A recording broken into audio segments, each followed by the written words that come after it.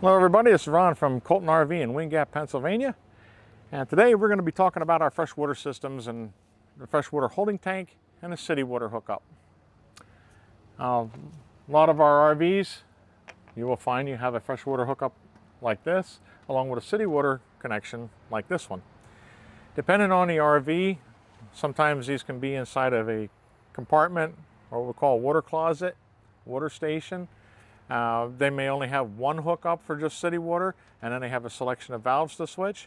Basic thing is they're all the same with having a holding tank and a way to fill them, or a direct city water connection.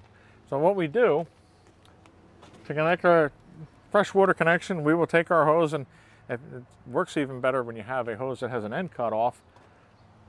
And you can stick that in there a little ways, turn the water on, and you don't want the water turned on full blast. Because full blast, it is going to kick back out at you. You're going to get wet. We're going to let this fill up. We can always go inside and check the monitor panel in there to see where the level's at. And we will know, we will hear this gurgling away. When it finally gets full, it's going to start to put water out here and the vent. We can see a little vent there. At that point, your water system is filled. Now, the other option, if you're at a campsite that has water and you can hook up, there's where we can take our hose. We're connected to the faucet or tap at the campground. We can hook up into here.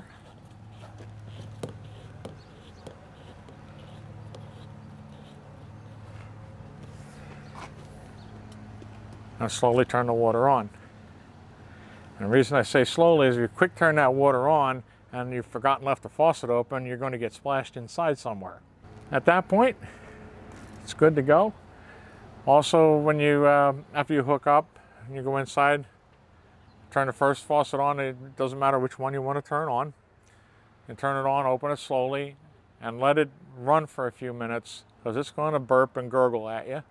Get the air out of the system.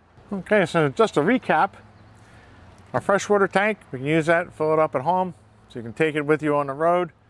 And even if you know for sure that you have a water hookup at your campsite, it's still a good idea to take some water with you, because who knows, might have to stop on the way for some reason.